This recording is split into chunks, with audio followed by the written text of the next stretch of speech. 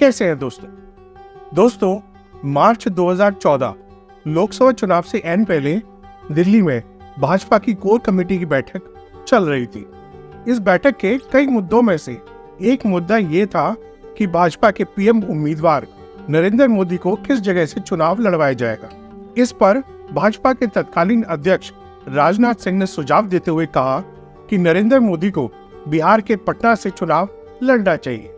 तभी बैठक में एक सदुई आवाज ने इस सुझाव पर असहमति जताते हुए कहा कि नरेंद्र मोदी यूपी से चुनाव लड़ेंगे। तो राजनाथ सिंह ने उस शख्स के सुझाव को नकारते हुए कहा कि वह भाजपा के अध्यक्ष हैं और वह यूपी के चुनाव लड़ते आए हैं। नरेंद्र मोदी को किसी और जगह से चुनाव लड़ना चाहिए। लेकिन उस शख्स ने राजनाथ सिंह के सुझाव की ओर ध्यान भी नहीं दिया और बैठक को अगले मुद्दे की ओर बढ़ा दिया गया। बैठक खत्म होने के बाद उस शख्स ने जाते जाते राजनाथ सिंह को फिर से उस सुझाव पर गौर करने के लिए कहा। वह शख्स आमतौर पर किसी भी तरह का समझौता करने का आदी नहीं था और यह उसका कोई अहम भी नहीं था। वह पहले से इस बात का निष्कर्ष निकाल चुका था कि अगर यूपी में जाति की पॉलिटिक्स को काटना है तो धर्म की पॉलिटिक्स के सहारे पीएम उम्मीदवार नरेंद्र मोदी को यूपी से ही चुनाव लड़वाना होगा। लेकिन उस शख्स के बार बार कहने पर राजनाथ सिंह को इस बात के लिए राजी होना ही पड़ा और इस तरह नरेंद्र मोदी ने यूपी की धार्मिक राजधानी वाराणसी से चुनाव लड़ा। उसके बाद क्या हुआ ये पूरा देश जानता है।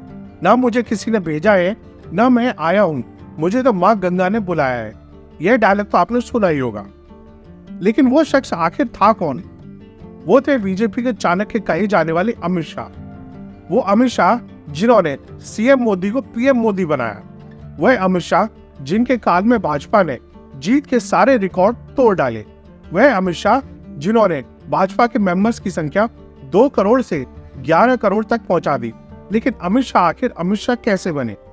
दोस्तों, मैं हूं अनुज और आज की कहानी उस आदमी की है जिसने सीएम मोदी को पीएम मोदी बनाया। तो दोस्तों, कहानी शुरू करने से पहले एक बार चैनल को सब्सक्राइब और वीडियो को लाइक जरूर कर दें। तो आगे की कहानी शुरू करते हैं। 22 अक्टूबर 1964 को मुंबई में एक गुजराती कारोबारी अनिल चंद्र शाह के घर जन्मे अमित शाह ने अपनी जिंदगी के पहले 16 बरस गुजरात में अपने पैतृक गांव मानसा में ही बिताए। मानसा में ही उन्होंने अपनी शुरुआती पढ़ाई भी की। मानसा के आरबीएलडी स्कूल में उनके साथ पढ़ने वाले उनके सहपाठी सुधीर बताते हैं कि अमित शाह ने 7वीं कक्षा में ही पहली बार मॉनिटर का चुनाव लड़ा था, जिसमें उन्हें 50 बच्चों में से 75% वोट मिले थे। यह अमित शाह के जीवन का सबसे पहला चुनाव था। उनके एक और सहपाठी बताते हैं कि अमित शाह में गजब की प्रतिभा थी। वो एक जादूगर की तरह किसी के भी गुणों को पहचान लेते थे और वो जिस भी लक्ष्य को प्राप्त करने का एक बार ठान लेते थे उसको पाकर ही रहते थे। खैर, 16 साल की उम्र में अमित शाह मानसा से अहमदाबाद आ गए, जहां उन्होंने आरएसएस ज्वाइन कर ली और आरएसएस की एक इकाई एबीवीपी यानी अखिल भारतीय विद्यार्थी परिषद के साथ जुड़कर काम करना शुरू कर दिया और महज 2 साल में ही अमित शाह को एबीवीपी की गुजरात इकाई का संयुक्त सचिव बना दिया गया। 1980 का दशक शाह की जिंदगी के लिए काफी मायने रखता है। ये वही दशक था जिसमें शाह ने अपनी धार्मिक और राजनीतिक जमीन तैयार करनी शुरू कर दी थी। आरएसएस के साथ साथ उस वक्त शाह का झुकाव एक संत की तरफ भी था जिसका नाम था स्वामी वामदेव। पश्चिमी यूपी के रहने वाले स्वामी वामदेव वैष्णवी परंपरा के संत थे। वामदेव उन 5 महंतों में से एक थे जिन्होंने अयोध्या में राम मंदिर के लिए सबसे पहले मुहिम छेड़ी थी। अमित शाह ने वामदेव से ही हिंदुत्व के सारे गुण सीखे थे। वामदेव के कहने पर अमित शाह ने पहली बार साल 1986 में हरिद्वार में हुए कुंभ में हिस्सा लिया था। उस कुंभ के दौरान वामदेव हर सुबह अमित शाह को किसी न किसी महंत के पास भेजते थे। अमित शाह उस महंत के पास जाते और उनके साथ कुछ समय बिताते। उसके बाद वो उसी डेरे के संतों के साथ लंगर खाते और फिर दक्षिणा लेकर वहां से वापस आ जाते। इस दक्षिणा से अमित शाह कुंभ में एक साइकिल किराए पर लेते थे और उसी साइकिल पर बैठकर वो कुंभ का चक्कर लगाते थे। कुंभ में हुए अनुभवों ने शाह का जीवन पूरी तरह से ही बदल दिया और उन्हें पहली बार हिंदू धर्म की महानता का पता चला। नरेंद्र मोदी और अमित शाह की पहली मुलाकात अहमदाबाद में संघ की शाखा के दौरान हुई। वो साल था 1980, लेकिन नरेंद्र मोदी और अमित शाह में दोस्ताना परंपरा शुरू हुआ साल 1987 से, जब दोनों ने आरएसएस से बीजेपी में कदम रखा। ये वो वक्त था जब साल 1986 में लाल कृष्ण आडवाणी को बीजेपी के राष्ट्रीय अध्यक्ष बनाया गया था और इसके बाद आरएसएस ने वर्करों को भाजपा में ज्वाइन करवाना शुरू कर दिया था।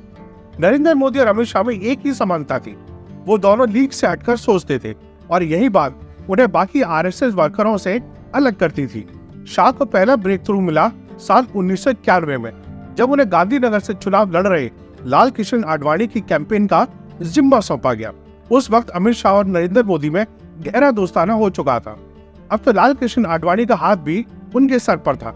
साल 1995 में भाजपा ने जब पहली बार गुजरात में सरकार बनाई, उसमें भी नरेंद्र मोदी और अमित शाह ने अहम भूमिका निभाई थी। उस वक्त कांग्रेस की रूरल गुजरात में काफी अच्छी पकड़ थी, लेकिन इसी बात को तोड़ने के लिए मोदी और अमित शाह ने एक नई योजना बनाई। उन्होंने हर गांव में मुखिया के बाद दूसरे नंबर का प्रभाव रखने वाले इंसानों को जोड़ना शुरू कर दिया। ऐसे में इन दोनों ने 8000 के करीब ऐसे लोगों का नेटवर्क तैयार किया जो गुजरात के गांव में मुखिया का चुनाव हार चुके थे।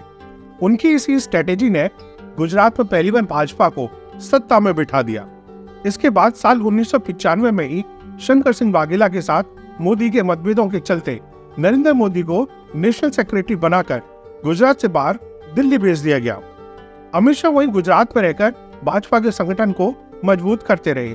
अमित शाह ने सक्रिय राजनीति में कदम रखा साल 1997 में, जब उन्होंने गुजरात की सरखेज सीट से अपना पहला विधानसभा चुनाव लड़ा।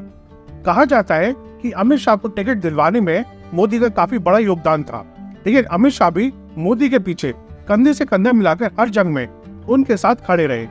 साल 1998 में जब केशुभाई पटेल दोबारा गुजरात के मुख्यमंत्री बने और उन्होंने मोदी से कन्नी काटना शुरू कर दी, तब भी अमित शाह अकेले ऐसे नेता थे जो नरेंद्र मोदी के पीछे इस जंग में चट्टान बनकर खड़े थे।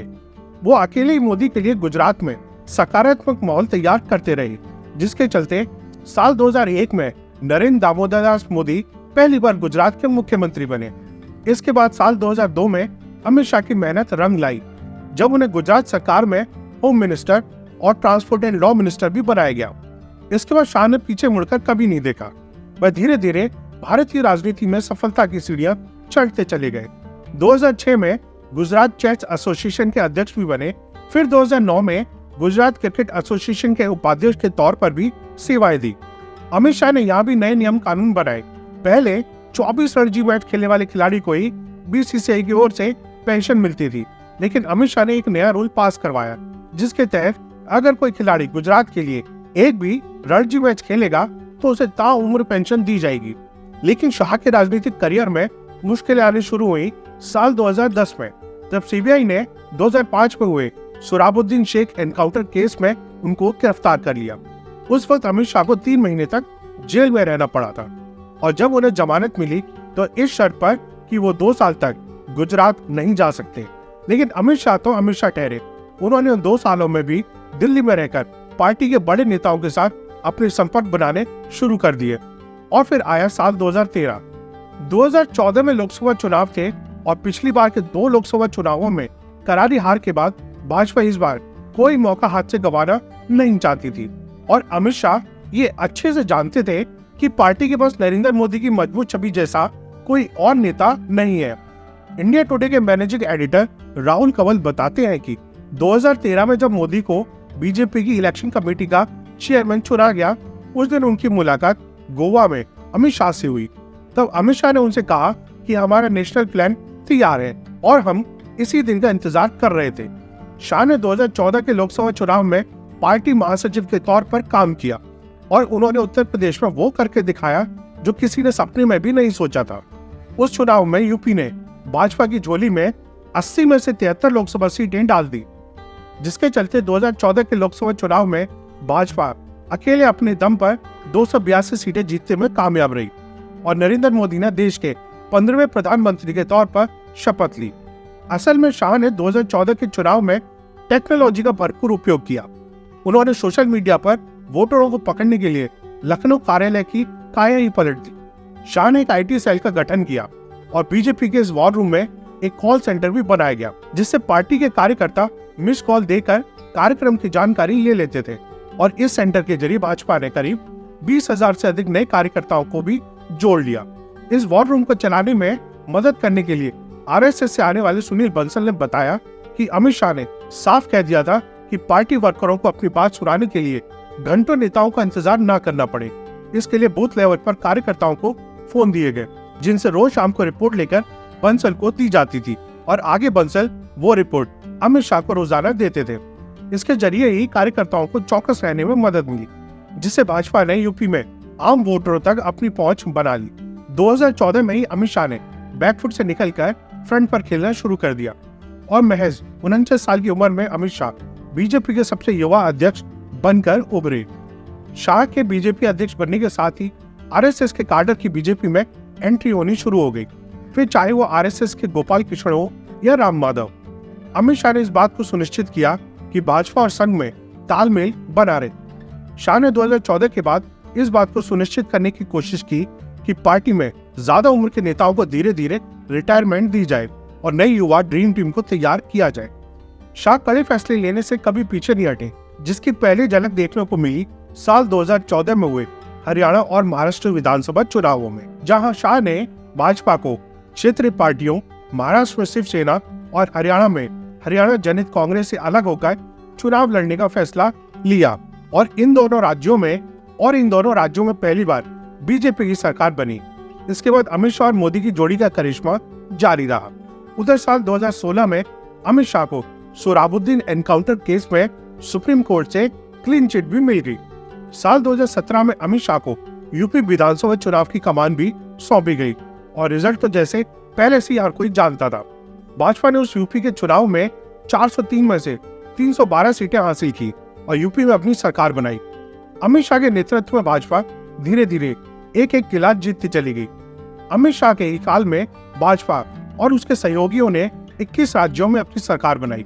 ये करिश्मा भाजपा ने इससे पहले कभी नहीं किया था। इस बार जब 2019 के लोकसभा चुनावों में शाह ने भाजपा के लिए अब की बार 300 पार का नारा दिया तो ज्यादातर लोगों ने इसे चुनावी जुमला ही समझा, लेकिन अमित शाह ने इन चुनावों में भी ऐसी रणनीति तैयार की कि उन्होंने पूरे देश में कांग्रेस और यूपी में महागठबंधन की हवा निकाल दी और जब 2019 के लोकसभा चुनावों का नतीजा सामने आया तो भाजपा ने 303 सीटें जीतकर इतिहास रच दिया।